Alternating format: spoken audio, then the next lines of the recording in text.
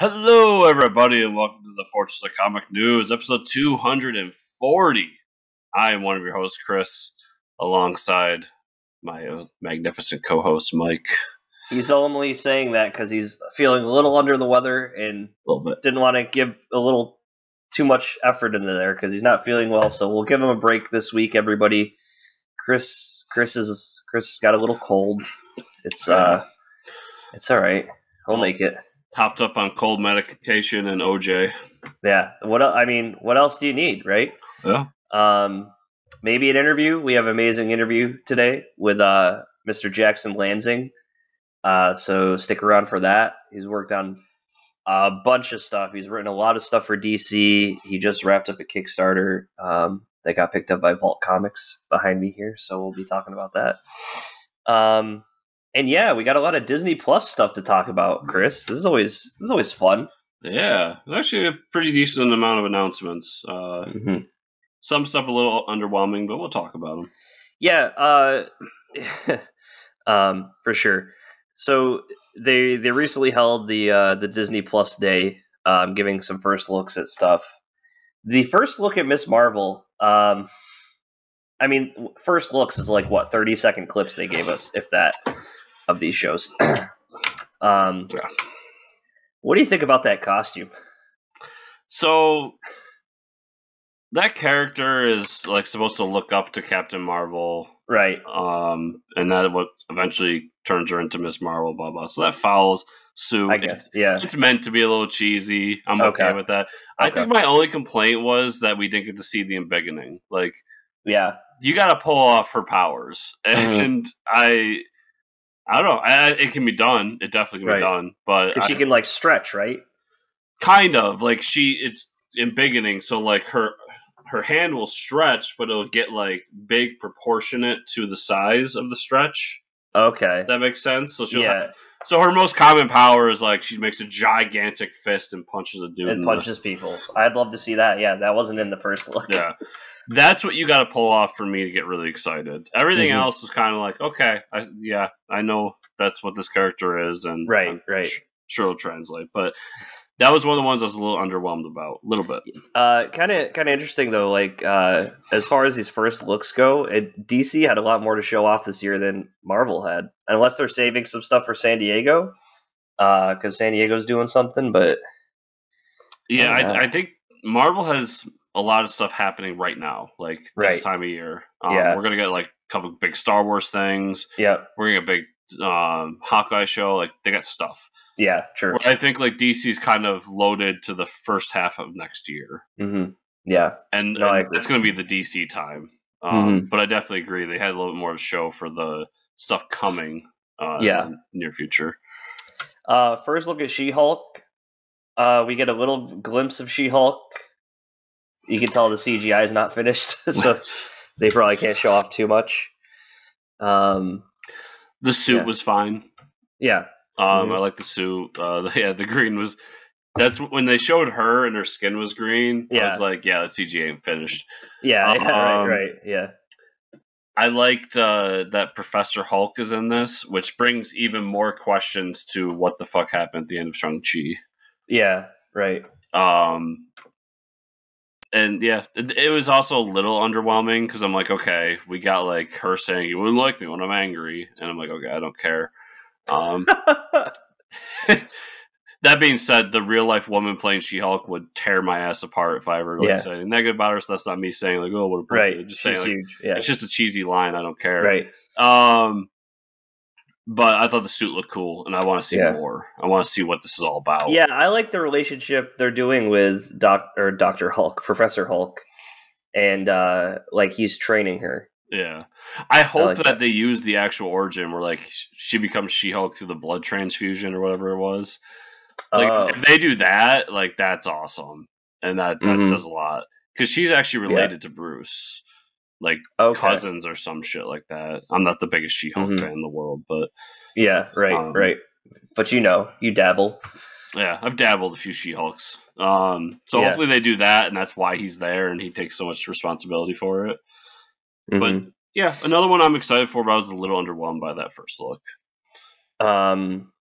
This is no surprise. What If season 2 is coming? I really loved the first season. One of the episodes that they spoiled was probably the most safe episode, like the one that we won't really get excited about, is what if Gamora killed Thanos? Mm-hmm. Yeah. Now, like, what if Gamora was Wolverine and killed Thanos? Now that's the what if I want to read. Adamantium body Gamora. Yeah.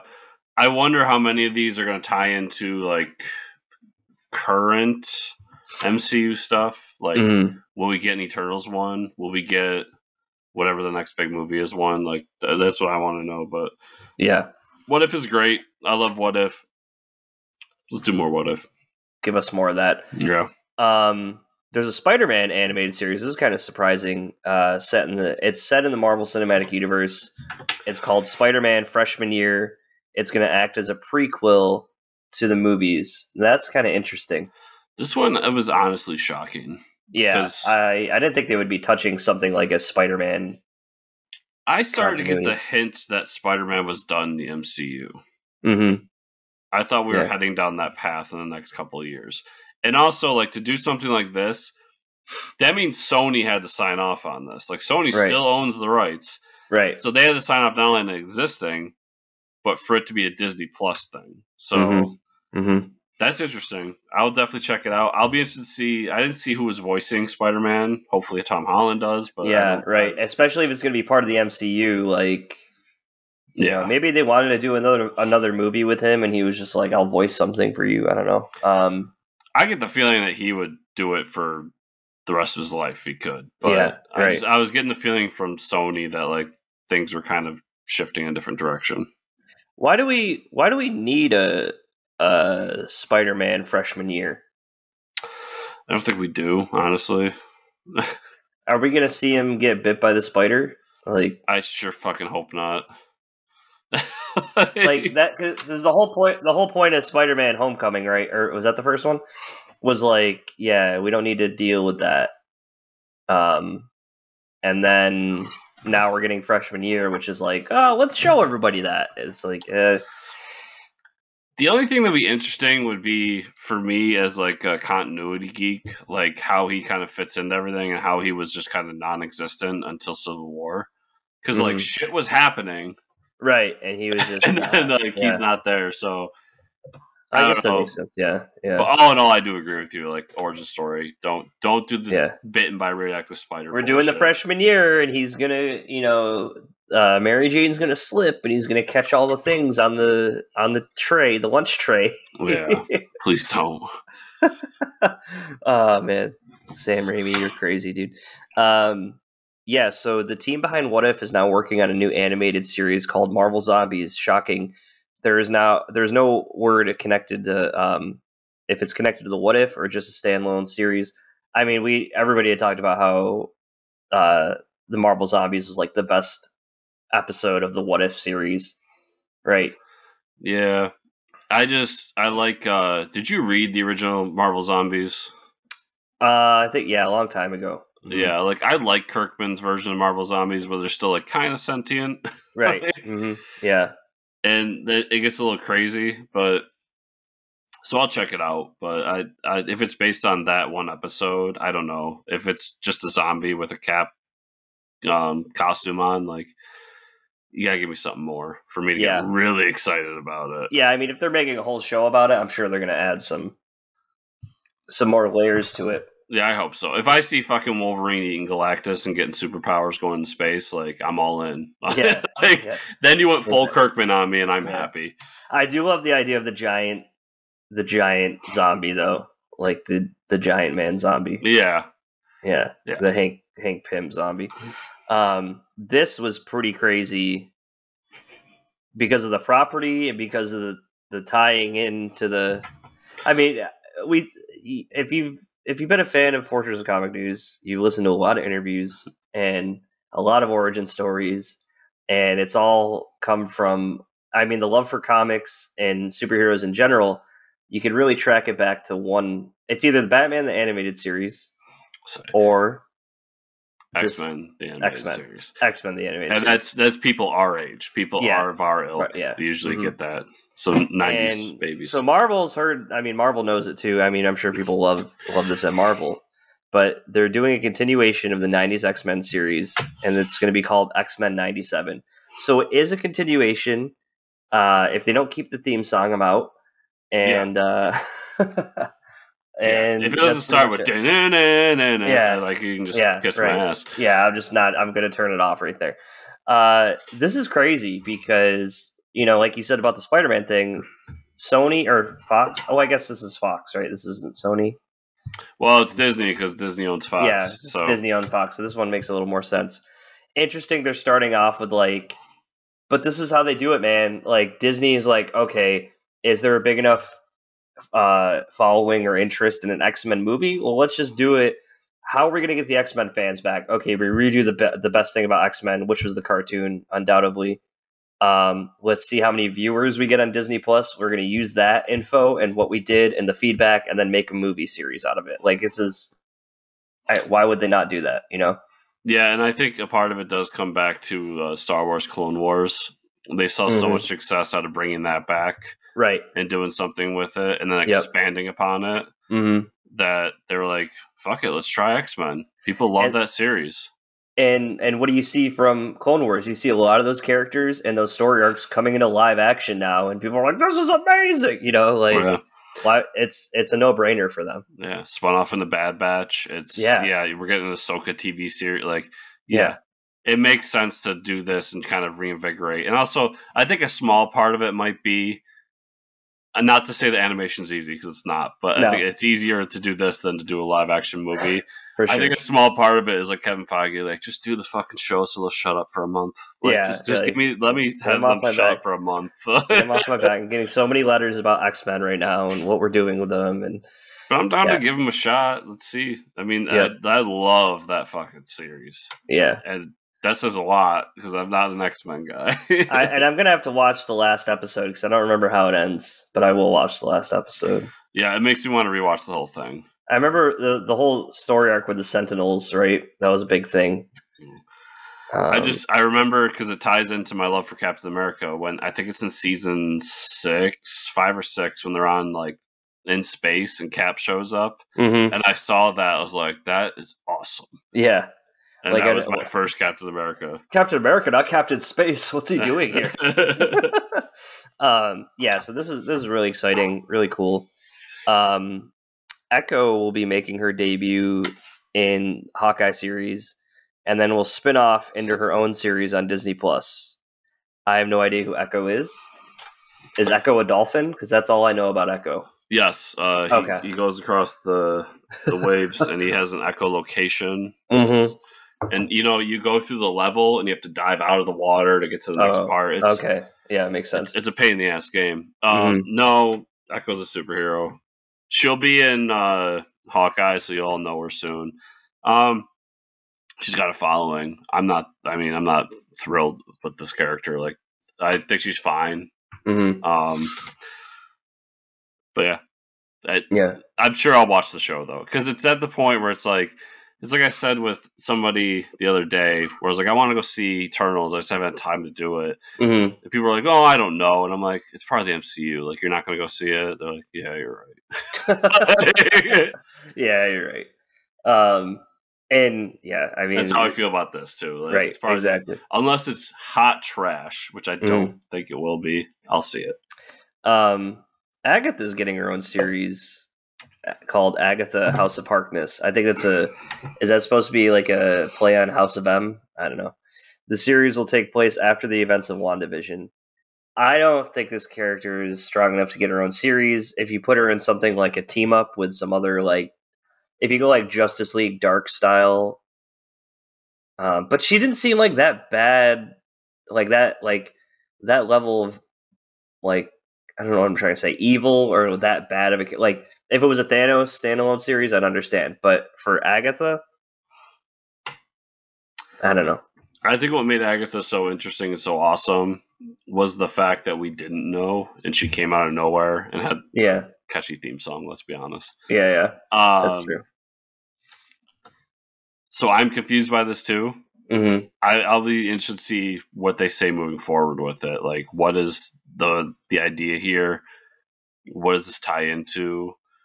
Because it's got to tie in somewhere, whether it's Doctor Strange or whatever. Mm-hmm. And who else is in it? Like, yeah, there's got to be some other Marvel characters in it, right? I mean, yeah, and it's also how long is this? Like, could Agatha do 4 episodes of something that ties into Doctor Strange 3? Yeah, you could do it. Could Agatha do 20 episodes of her own series where it's basically CW's The Flash by Agatha? No, I ain't watching that shit. I don't, yeah. So, yeah. I have a lot of questions, I guess. The name recognition alone doesn't get me in there. I mean, if I remember WandaVision, she had all those doors, right? Yeah. Maybe those doors all go somewhere and she's just messing up other universes or some shit. That's what I'm wondering. Maybe she's like getting together a team or something for Doctor Strange 3 or whatever Wanda's doing next, Yeah.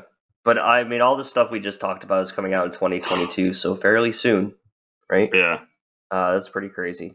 But I just want to talk about one thing I watched. It's a movie, not a TV show. This week, actually, first couple I watched Batman and Batman Returns, '89 Batman, because I hadn't. It's been a while. Because the Flash teaser came out, and I was like thinking about, man, I haven't seen Michael Keaton Batman in a while, and dude, those movies are so good. Batman '89 specifically because there's some funny shit going on, but Jack Nicholson's Joker is so good. And you can see a lot of the stuff like Heath Ledger took from that character, and brought it in when he did the Joker. Mm-hmm. Like the licking the lips thing, and just like some of the stuff, like the mannerisms and stuff like that. And I was like, I kept watching, Michael Keaton, and I'm like, damn, okay. This Batman was a lot more serious than I remember, and I could see him being like a badass character in the Flash movie. I could see it happening, so I was a little excited for it. But was it still awkward as shit when he's in the Batwing and he comes down machine gunning people? Yeah, and that's another thing I want to talk about. Like people gave Zack Snyder shit for that, but and this happens in the first. He blows up Ace Chemicals. He's not even in the Batwing yet. He's driving around the Batmobile. He drops these bombs. You see some guys sitting outside of the. I'm sorry, it's Axis Chemicals, not Ace Chemicals. In the movie, but he drops a bomb next to these 2 thugs. Just blows the shit out of this chemical factory. Definitely killed them. And then he takes the Batwing and, like you said, unloads the machine gun into the crowd and into the people on the stage. And nobody batted an eye back then. Batted. But now, Zack Snyder has a big fight with Superman. He's like, he's killing people. Batman's killing people. Batman's been killing people. And I guess I didn't realize it when I was a kid because I'm like, that's funny. But yeah, the kill count in this movie is pretty high. It's got to be at least 20 people. Yeah, so Batman's been killing in the cinematic universe. So listen, I gave fucking that movie shit for that for a long time because I'm just like, it really takes me out when I watch it, and I'm like, why does Batman have Gatling guns on the Batwing? Yeah, I didn't understand.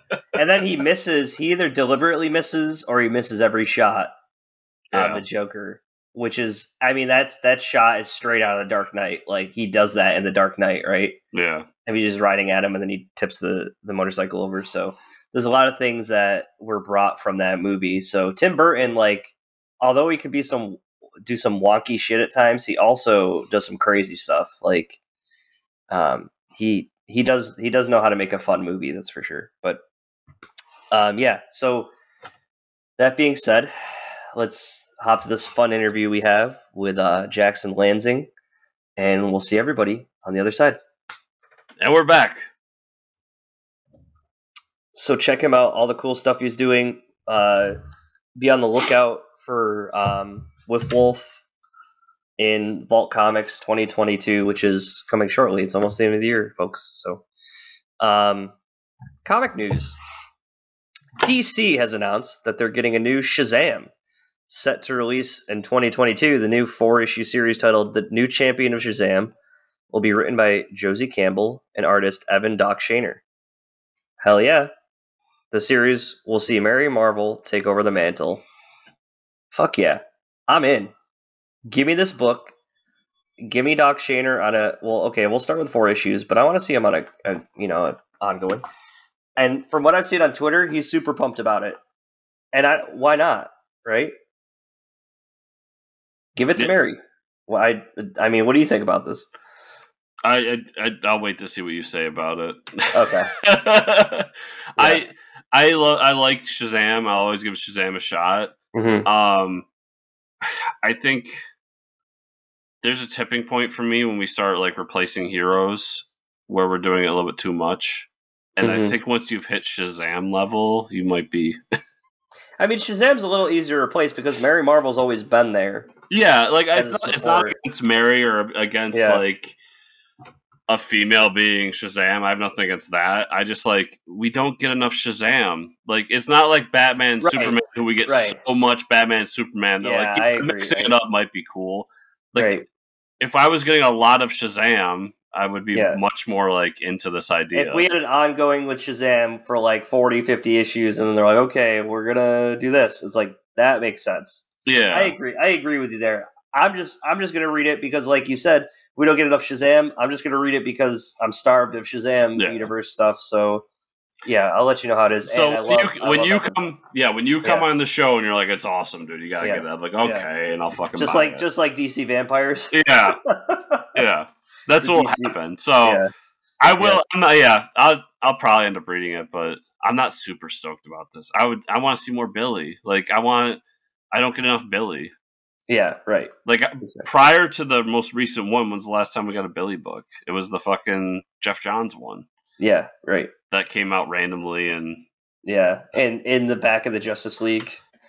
Well, even after that, we had a little bit of ongoing. Remember, we had the ongoing quote, giant air quotes for ongoing because it came out like every 4 months. Yep. Jeff Johns Dale Eaglesham one, which was awesome. Yeah. Right. But like, I want more of that. Yeah. Yeah. That's how you kill a character. Is you release the issue every 4 months and make people forget about it. Yeah. And then you release 3 Jokers, make me hate you. Yeah. What the hell? This year is the 35th anniversary. Who picks these numbers, folks? 35? Is that a significant number? 35th anniversary of the landmark series, The Dark Knight Returns. As part of this, Frank Miller and Ben Caldwell have been working on a graphic novel set in the world of graphic novel. Young adult. Young adult? Yeah? Okay. Young adult graphic novel set in the world of Dark Knight Returns. What is young adult? Does that mean it's not for children? It's so I figured people would be aware of this. No. DC is like very into these young adult graphic novels, and it's basically like preteen. Oh, okay. So it's like it's meant to be what's a book that's young adult? Oh, is it like the DC Supergirls? Is that one? Or no, because that's kind of like little kids. They've done like Dick Grayson one. They've done Batman one. If you search DC YA, you'll get a ton of them. Okay. But like, what's that one with fucking Mystique in it? That movie. Mystique. XMen? No, who's the woman that plays Mystique? Oh, Jennifer Lawrence? Yeah, the movie she was in that was huge. Oh, Hunger Games. Yeah, that was a YA novel. So that was a young adult novel. So like that, think about that. Like where it's kind of toned down a little bit to be like, so dum-dums like us can understand it. Yeah, right. Yeah. Now I understand. So it's one of those set in the world of Dark Knight Returns. It's set around Carrie Kelly though, which is pretty awesome. The graphic novel said to be complete, but no word on a release date yet. That's really cool. Don't let Frank Miller draw the cover, is all I'm going to say. Let Frank Miller draw all the covers, is what I have to say. My God. I don't think I've read a YA graphic novel in my life because they all seem a little too off for me. But yeah, A, I want to see Frank Miller do it because right. I think it's hilarious. Yeah, what's that all about? Does he even know how to write within the lines like that? But B, I'll read anything Carrie Kelly. Like more Carrie Kelly in this world. Yeah, kind of crazy. We're getting a Carrie Kelly graphic novel before a Shazam graphic novel, but okay, here we are. This is the state we're in. Aftershock Comics has announced a new series coming from writer Isaac Mogajane and artist Santos. The series will be a limited series based on South African fantasy tales and is set in the final days of humanity as a young girl searches for the lost gods. That sounds pretty badass. Yeah, and I just realized I didn't write down the name of this book. Oh, okay. I don't know if there's a name, but it's I mean, fantasy novels, Aftershock Comics, or fantasy books, Aftershock Comics. What more could you want, really? Yeah, the book looks really cool too, which is why I wanted to spotlight it. Yeah. But now I'm going to vamp to find out the name of the book because I know there's a name. There has to be a name. There has to. There has to, everybody. Isaac Mogajane and Santos are a pretty good team up as well. Land of the Living Gods. Sounds awesome. Yeah. Sounds awesome. It's got a really cool style to it. And I like the idea of taking different cultures that we're not used to. Yeah. At least here in America. Yep. And putting spotlights on them. So, like, when's the last time you read a South African fantasy tale, Mike? Never. So that's like you said, that sounds pretty interesting to me. Yeah. So I'm down to check this out. Yeah. All right. Let's talk about some of the stuff we read this week. Did you get to We Have Demons #2? No. Okay. So this is the Snyder Capullo Comixology Unlimited issue. It's a pretty great issue. We find out more about the demon that she hangs around with that used to work with her father, his origin story, why he's a demon that's fighting against the demons. It has to do with the halo that's on his head. And you kind of meet the team that they're working with to fight the demons. And then something happens with the father's body at the end of the issue. It's a really good story, and Capullo is just fucking killing it. So, yeah, this is worth the price of entry for Comixology Unlimited right there. So we get some sweet demon on demon action. Yeah, for sure. Mm-hmm. There's a lot of swearing going on. It's pretty funny. I have Batman the Imposter #2. I haven't read it though. Did you read that this week? I did read it. Okay. Shout out to Andrew Sorrentino. Yeah. His art in this is amazing. Yep. It's been a really awesome story. He has some great panel layouts. Whoever's coloring it, I think it's Andrew's normal color, but he's phenomenal too. And it just kind of basically starts where we ended in last issue.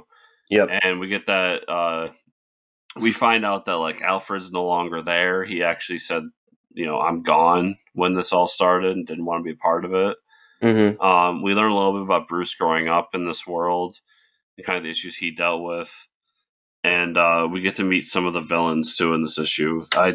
I love this series so far. It's sad to me there's only one more issue. I know, there's only 3 issues, kind of crazy. But you got me into reading it too, so really good stuff. Did you check out Batman Superman Authority special? So I bought it, but I haven't read it because I'm like on issue 3 of Superman the Authority, so I wanted to finish that before I read it. Yeah. And I mean, so basically what that does is it establishes the team that's with Batman and Superman. The crazy part is, so like Superman needs Batman's help. Basically, there's the Middle Ages universe is trying to invade so they captured Tempest Fugonaut. If you remember him, he's the guy that can see the dark multiverse and the light. So this is a dark multiverse, Middle Ages version of DC that like kill Tempest Fugonaut and like use him to find our universe. And in the end, there's like you find out who rules that universe, and it's an old Bruce Wayne, and that's kind of where the tale leaves off. So I don't know if like we're gonna be at war with these 2 universes. It's pretty awesome. So I think you're really gonna like it. Magic Order Part This is Magic Order 2, number 1. This is the Mark Miller book. Stuart Emonen on the art.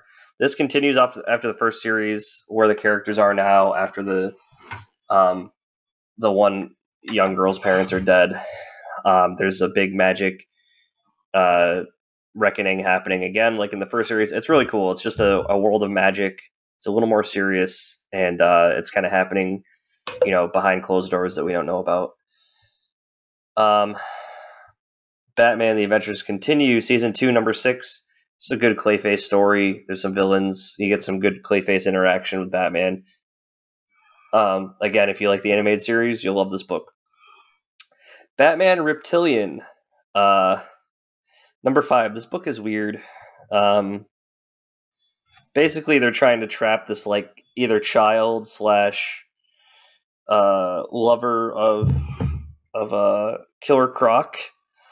And basically, he gets loose, and then Batman has to lure him away, so he jumps in the water and has him chase him. That's how it leaves off. But there's some weird talk about how the thing wants Killer Croc to mate with it or be its mother, and it's just weird. It's it's Garth Ennis being Garth Ennis, Yeah.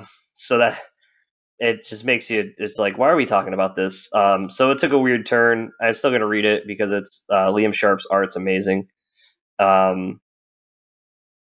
Yeah, really good. And I think that was it for digital stuff. And then just want to point out that I picked it up from Midtown Comics. My bad, number 1, because I love this cover. But I don't typically buy physical comics anymore. But if it's a cool number 1, especially if it's Ahoy Comics, I love supporting these guys. Tom Parer over there, great stuff. This is the Mark Russell... Jamal, or is it Ingman art? I don't know his first name, sorry, but I really I like this story. It's about all these different characters. I talked about a little bit about last episode. Really good stuff. Check it out. Support Ahoy Comics because they're awesome people. And that's what I had this week.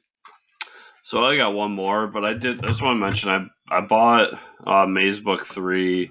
I bought the New Ordinary Gods, Robin and Batman. Black Man on a few others, so there's stuff I got to read tonight. But yep, the only other book I read was Justice League Last Ride number 7, so it's the finale of that series. And I really loved how it all came together. Having kind of established a new Oa at the end, and having the return of Martian Manhunter and how he returned is really cool. And then the whole team gets back together and kind of realizes some of those feuds were stupid and this and that. But one of the best Justice League runs in a while, 7 issues. I suggest everybody pick it up because I really love it. Yep, I have that. Just have not read it yet. But I don't want to give away the ending altogether, but you're gonna love the ending. Okay, awesome. But that was it, Mike. Where can people find you on the internet? They can find me at Fortress Ricker on Twitter. Where can they find you and or the show? Well, they can find me at Fortress Chris on Twitter and the show at Fortress Comics _ on Twitter. Also at FortressComicNews.com. Remember to give us a 5-star review whatever podcatcher you use, whether it be Apple Podcasts, Spotify, whatever it is. And to subscribe, share, comment down below on the YouTube version of the show. Also, you can go the extra mile at patreon.com/FortressComics. Thank you all so much for listening this week. We'll see you all here Wednesday. Yep, Wednesday.